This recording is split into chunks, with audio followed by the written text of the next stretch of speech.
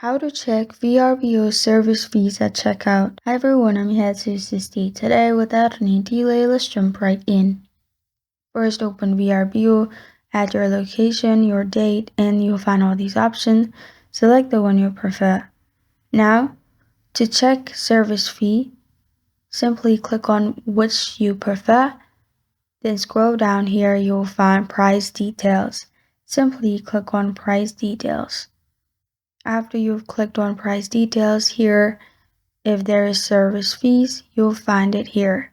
Or you can click on begin booking and you'll also find it here at the bottom. Scroll down on the right side. For now, there is 18% off, so there is no service fee. But if there was service fee, you will find it in here. And this is how to check Vrbo service fees at checkout.